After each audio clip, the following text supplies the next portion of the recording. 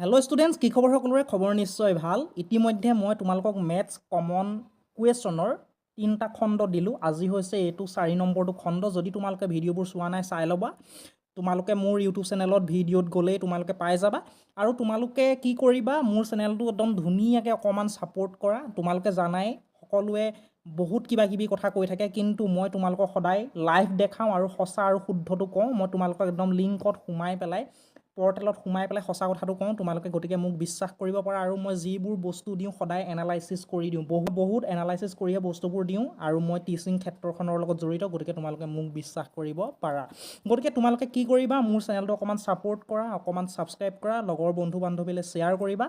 আৰু মোৰ ভিডিঅ'বোৰ তোমালোকে একদম বিশ্বাসযোগ্য হিচাপে চাব পাৰা। ঠিক আছে, এইখিনি কথা কৈছোঁ। আৰু তোমালোক যদি নতুনকৈ আহিছে ছাবস্ক্ৰাইব কৰি থৈ যাবা মোৰ চেনেলটো। আৰু যদি এতিয়ালৈকে লাইক এটা কৰা নাই, লাইক এটা কৰি দিয়া, কাৰণ বৰ কষ্ট কৰি তোমালোকৰ বাবে ভিডিঅ'বোৰ বনাওঁ। মই তোমালোকক প্ৰথমতে মেথছ কমন কুৱেশ্যনৰ কুৱেশ্যনখিনি দি ল'লোঁ। গোটেই কিতাপখনেই মই দি থোৱা আছে, 3টা খণ্ড আছে, তোমালোকে চাই ল'বা। আৰু আজিৰ পৰা মই তোমালোকক কমন কুৱেশ্যনৰ লগতে আমাৰ ছল্ভ কৰি দিওঁ, উত্তৰটো মই কৰি দিম। আৰু আজি মই তোমালোকৰ বাবে উত্তৰ কৰি আনিছোঁ, এইবোৰ চোৱা ধুনীয়াকৈ। গতিকে তোমালোকে ধুনীয়াকৈ চাব পাৰিবা। গতিকে ভিডিঅ'টো একদম স্কিপ নকৰি একদম শেষলৈকে ধুনীয়াকৈ চাই দিবা। ঠিক আছে, এতিয়া আমি ধুনীয়াকৈ ভিডিঅ'টো আৰম্ভ কৰোঁ, বেছি দেৰি কৰি নাথাকোঁ। এতিয়া আমাৰ 1.1ৰ মই 2 নম্বৰ কুৱেশ্যনটো খুব ইম্পৰ্টেণ্ট বুলি কৈছিলোঁ। সঁচাকৈ এইটো খুব এটা ইম্পৰ্টেণ্ট কুৱেশ্যন। গতিকে কুৱেশ্যনটোত আমাৰ কি হৈছে, দেখুওৱা যে যিকোনো যোগাত্মক অযুগ্ম অখণ্ড সংখ্যাই 6q+1 বা 6q+3 বা 6q+5 আৰ্হিৰ য'ত q এটা কোনোবা অখণ্ড সংখ্যা। এতিয়া আমি এই কুৱেশ্যনটো সমাধান কেনেকৈ কৰিম? তোমালোকে এটা সূত্ৰ পাইছিলা। সূত্ৰটো কি পাইছিলা? a = bq + r। এনেকুৱা এটা সূত্ৰ পাইছিলা, হয়নে নহয়? এনেকুৱা এটা সূত্ৰ পাইছিলা, এই সূত্ৰটো, হয়নে? য'ত আমাৰ কি হয়, বিতকৈ এই বীজ আমাৰ যিটো থাকে, এই বিতকৈ আমাৰ আৰটো সদায় কি হয়, সৰু হয়। বিটো ডাঙৰ হয়, আৰটো সৰু হয়। আৰু আৰটো কাতকৈ ডাঙৰ, শূন্যতকৈ ডাঙৰ বা শূন্যৰ সমান হয়। এই যদি তলত এনেকৈ আঁচ চিনডাল মাৰি থোৱা থাকে, জানিবা শূন্যৰ সমান বা শূন্যতকৈ ডাঙৰ। ঠিক আছে, এইখিনিকে ধুনীয়াকৈ বুজি পালা। গতিকে এতিয়া মই ধুনীয়াকৈ কৈ যাম, তোমালোকে ধুনীয়াকৈ শুনি যাবা।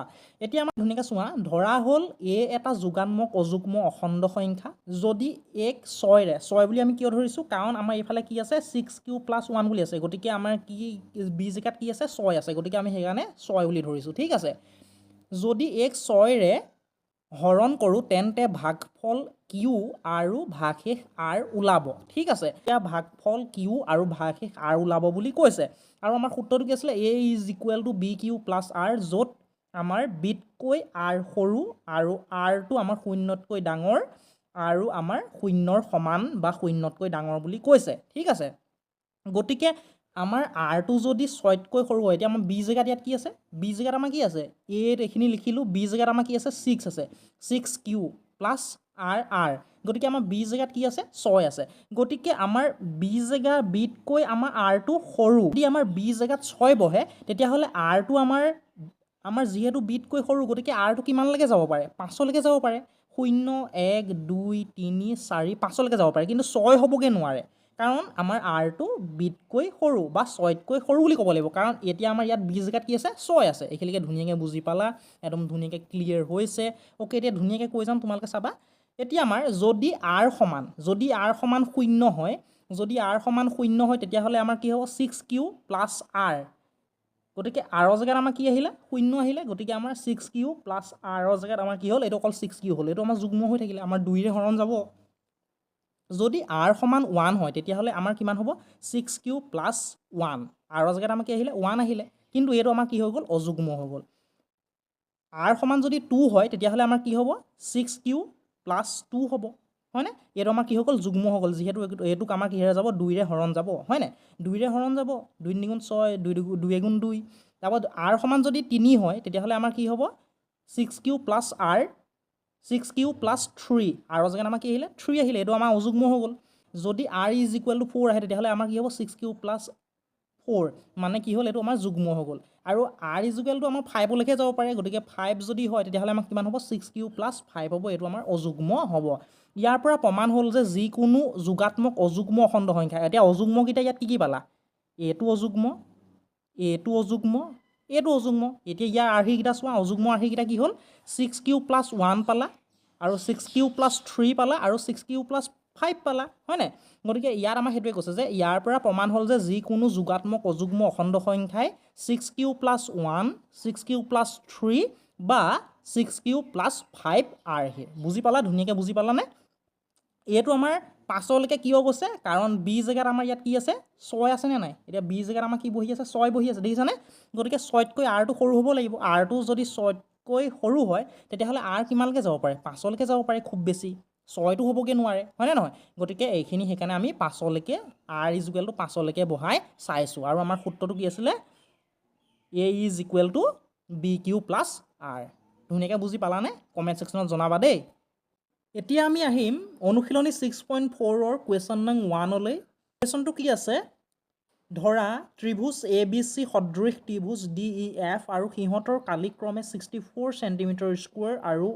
121 চেণ্টিমিটাৰ স্কুৱেৰ যদি E F is equal two 15.4 centimetre হয় বি চি উলিয়াবলৈ কৈছে এতিয়া আমাৰ দুটা ত্ৰিভুজ আছে ত্ৰিভুজটো হৈছে প্ৰথমটো হৈছে এ বি চি আৰু এটা হৈছে ডি ই এফ এটাৰ কালি কিমান আমাৰ 64 চেণ্টিমিটাৰ স্কুৱেৰ আৰু এটাৰ কালি 121 চেণ্টিমিটাৰ স্কুৱেৰ আৰু দুইটা ত্ৰিভুজ আমাৰ সদৃশ আৰু এই ত্ৰিভুজ দুটাৰ এতিয়া আমাৰ ই এফ ডালৰ মান দিয়া আছে কিমান ই এফ ডালৰ মান দিয়া আছে 15.4 চেণ্টিমিটাৰ এতিয়া আমি বি চি ডাল উলিয়াব লাগে এতিয়া আমাৰ ইয়াত দিয়া আছে কি triangle A B C similar to triangle D E F অৰ্থাৎ এ বি চি ত্ৰিভুজটো ডি ই এফ ত্ৰিভুজৰ লগত সদৃশ আৰু area of A B C অৰ্থাৎ এ বি চিৰ এৰিয়াটো বা কালিটো কিমান আমাৰ 64 চেণ্টিমিটাৰ স্কুৱেৰ আৰু D E F area of D E F অৰ্থাৎ ডি ই এফ আমাৰ ত্ৰিভুজটোৰ কালি হৈছে 121 চেণ্টিমিটাৰ স্কুৱেৰ এতিয়া ই এফ ডালৰ মান কিমান দিছে 15.4 চেণ্টিমিটাৰ এতিয়া আমাৰ বি চি ডালৰ মান উলিয়াবলৈ কৈছে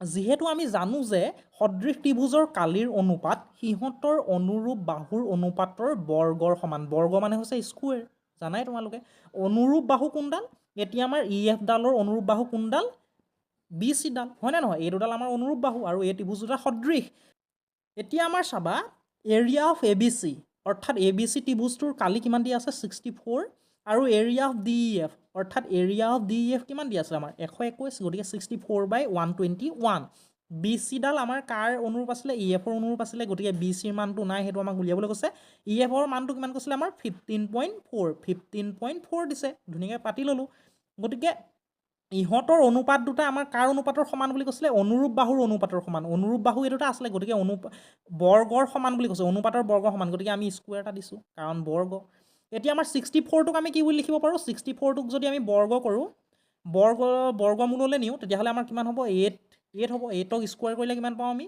64 পাওঁ 121 কেতিয়া পাওঁ আমি যেতিয়া 11ক স্কুৱেৰ কৰোঁ গতিকে আমাৰ 8/11 হোল স্কুৱেৰ বুলি দিব পাৰোঁ হয়নে গতিকে 8ক স্কুৱেৰ কৰিলেও এনেও আমি 64 পাওঁ আৰু 11ক স্কুৱেৰ কৰিলেও আমি কিমান পাওঁ 121 পাওঁ গতিকে আমি ইয়াত কি দিলোঁ 8/11 হোল স্কুৱেৰ এইফালে আমাৰ কিমান আহিলে বি চি ডিভাইডেড বাই 15.4 হোল স্কুৱেৰ অ'কে ধুনীয়াকৈ বুজি পালা এইখিলৈকে তাৰপিছত আমাৰ কি হ'ব এই আমাৰ স্কুৱেৰ আৰু স্কুৱেৰ কাট গ'ল এটা কাট গ'ল তাৰপিছত এতিয়া আমাৰ ইয়াত কি আহিব 8/11 তাৰপিছত এইফালে আমাৰ কি আহিব বি চি বাই 15.4 তাৰপিছত এই দুটা আমাৰ কি হ'ব এই দুটা ক্ৰছ পূৰণ হ'ব ক্ৰছ পূৰণ হ'লে আমাৰ কি হ'ব 8ৰ লগত আমাৰ 15.4টো ইনটু হ'ব 8 × 15.4 তাৰপিছত এইফালে আমাৰ কি আহিব 11 ইনটু বি চি ইনটু 11 গতিকে আমাৰ এইটো চাবা 11টো এইফালে কি হৈছিলে ইনটু হৈ আছিলে এইফালে গ'লে কি হ'ব আমাৰ সমান চিহ্নৰ এইফালে গুচি গ'লে হৰণ হ'বগৈ গতিকে এইফালে অলৰেডি আমাৰ কি আছিলে 8 × 15.4টো আছিলে আৰু এইফালে 11টো পূৰণ হৈ আছিলে এইফালে আহিলে কি হ'ব এই সমান চিহ্ন এইফালে গুচি গ'লে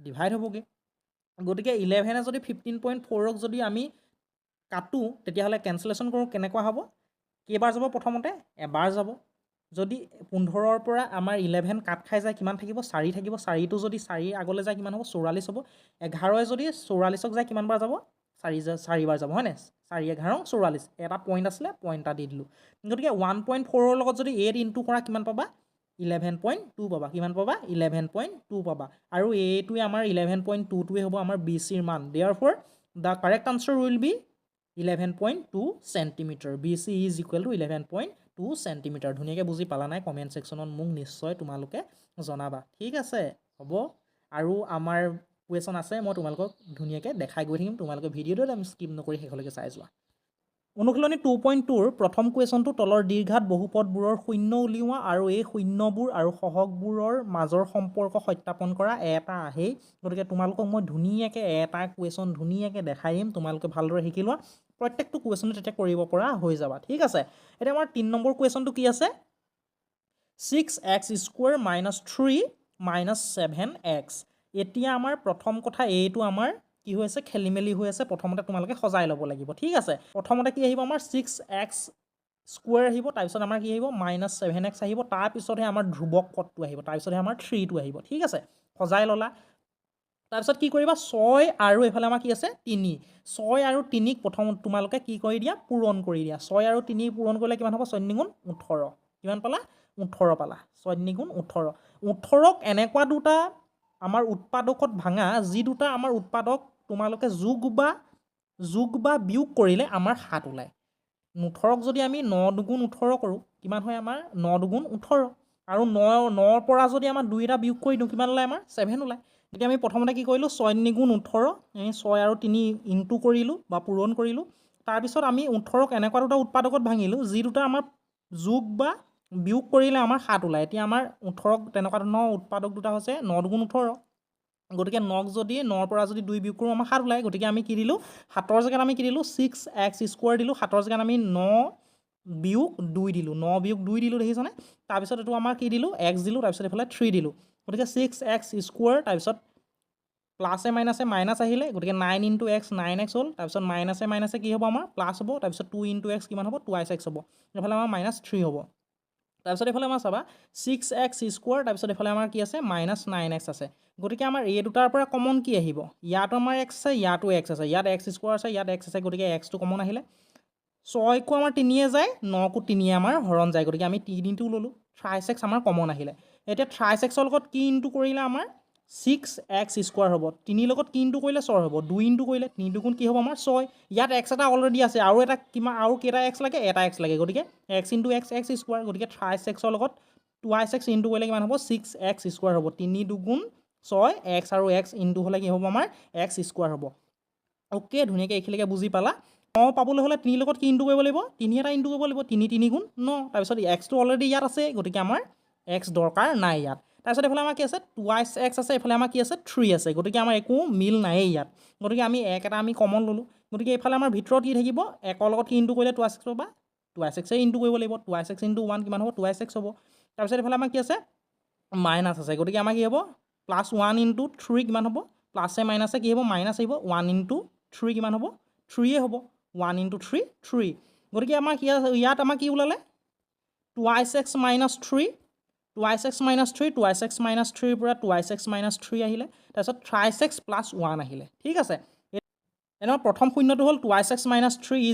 = 0 গতিকে 2xটো এইফালে থ'লোঁ এইটো আমাৰ কিহত আছিলে 3টো এইফালে মাইনাছত আছিলে এইফালে আহিলে কি হ'ব প্লাছ হ'ব +3 আহিলে তাৰপিছত xটো থ'লোঁ 2টো এইফালে কি হৈ আছিলে xৰ লগত ইনটু হৈ আছিলে বা পূৰণ হৈ আছিলে এইফালে আহিলে কি হ'ব ডিভাইড হ'ব গতিকে 3/2 2টো এইফালে পূৰণ হৈ আছিলে এইফালে আহিলে কি হ'ব ডিভাইড হ'ব গতিকে 3/2 x = কিমান ল'লে আমাৰ 3/2 ওলালে তাৰপিছত এইফালে আমাৰ ইটো শূন্য কিমান পাইছিলা 3x + 1 = 0 গতিকে 3xটো এইফালে থ'লা এইটো আমাৰ +1 আছে এইফালে আহিলে কি হ'ব -1 আহিব গতিকে এইফালে xটোৰ লগত 3টো কি হৈ আছিলে পূৰণ হৈ আছিলে এইফালে আহিলে কি হ'ব হৰণ হ'ব গতিকে -1/3 গতিকে x = এটা কিমান ল'লে আমাৰ 3/2 আৰু এটা ওলালে কিমান -1/3 এতিয়া আমাৰ ইয়াত a = কিমান ইয়াত আমাৰ a = কিমান ইয়াত আমাৰ a = হৈছে তোমালোকৰ 6 b = কিমান b = হৈছে -7 আৰু c = কিমান c = হৈছে -3 a = 6 b = -7 আৰু c = -3 এইখিনিলৈকে ধুনীয়াকৈ বুজি পালা নেক্সট এতিয়া আমাৰ শূন্য দুটাৰ সমষ্টি কিহে দিয়ে শূন্য দুটাৰ সমষ্টি আলফা + বিটা = -b/a গতিকে আমাৰ আলফাটো কিমান পালা আলফাটো 3/2 পালা তাৰপিছত বিটাটো কিমান পালা প্লাছ -1/3 পালা এইফালে আমাৰ -b আমাৰ bটো কিমান মাইনাছডাল অলৰেডি লাগি থাকিবই তাৰপিছত bটো কিমান -7 তাৰপিছত a মানটো কিমান আমাৰ 6 বহাই দিলা তাৰপিছত এইফালে আমাৰ চাবা এইফালে আমাৰ কি আছে 2 আছে এইফালে আকৌ কিমান আছে 3 আছে গতিকে আমাৰ ইয়াত ডিনমিনেটৰকেইটা বা হৰকেইটা একে হৈ থকা নাই হৰকেইটাক একে কৰিবলৈ হ'লে আমাৰ দুইটাকে কিহে কৰিব লাগিব পূৰণ কৰিব লাগিব হয় নাই এতিয়া আমাৰ 3 আৰু 2 দুইটাকে আমাৰ হৰটো একে কৰিবলৈ হ'লে আমাৰ কি হ'লে নিব পাৰোঁ 6 লে নিব পাৰোঁ 2 3 গুণ কিমান হ'ব আমাৰ 6 হ'ব তেনেকৈ আমাৰ 3 দুগুণো কি হ'ব আমাৰ 6 হ'ব ঠিক আছে ওপৰতো আমাৰ কি আছে এইফালে 3 আছে গতিকে 3 লগত কি ইনটু কৰিব লাগিব 3 এটা ইনটু কৰিব লাগিব হয় নাই তাৰপিছত এইফালে আমাৰ কি আছে 3 -1 আছে গতিকে -1 লগতো 2 এটা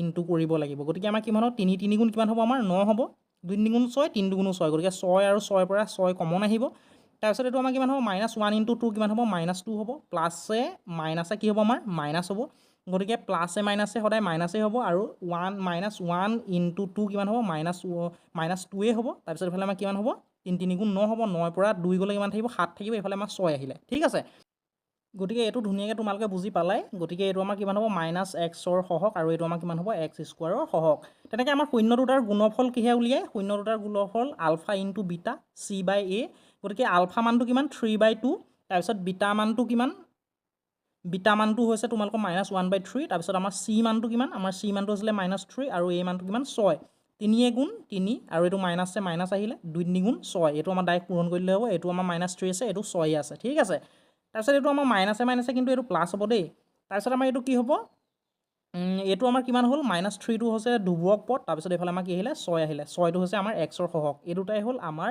অংকটো এইটো হৈছে আমাৰ গুণফল শূন্য দুটাৰ এইটো হৈছে সমষ্টিটো ঠিক আছে ধুনীয়াকৈ বুজি পালানে কমেণ্ট ছেকশ্যনত জনাবা মই অকণমান ফাষ্ট বুজাইছোঁ কাৰণ নহ'লে বহুত সময়টো দীঘলীয়া হৈ যায় আৰু দীঘলীয়া সময় হ'লে তোমালোকৰ আমনি লাগিব গতিকে তোমালোকে ধুনীয়াকৈ অংকটো আকৌ এবাৰ ৰিপিট কৰি চাই দিবা ভিডিঅ'টো যদি বুজি পোৱা নাই ঠিক আছে ৰিপিট কৰি ধুনীয়াকৈ চাই দিবা আৰু কিবা কনফিউজন থাকিলে মোক সুধিবা মই ইয়াতকৈ লাগিলে শ্ল'কৈ বুজাই দিম ঠিক আছে তোমালোক ভালে থাকিবা কুশলে থাকিবা আৰু এনেকুৱা ধৰণৰ ভিডিঅ' আহি থাকিব গতিকে তোমালোকে মোৰ হোৱাটছআপ চেনেলত জইন হৈ থাকিবা মই লিংকটো তলত দি দিম বা পিন কমেণ্টত দি দিম জইন হৈ ল'বা কাৰণ এনেকুৱা ধৰণৰ আপডেট পালেই তোমালোকে তেতিয়াহে গম পাবা ঠিক আছে ভালে থাকিবা কুশলে থাকিবা আৰু চাই থাকিবা তোমালোকৰ মৰমৰ YouTube channel Parth tutorials thank you গাইছ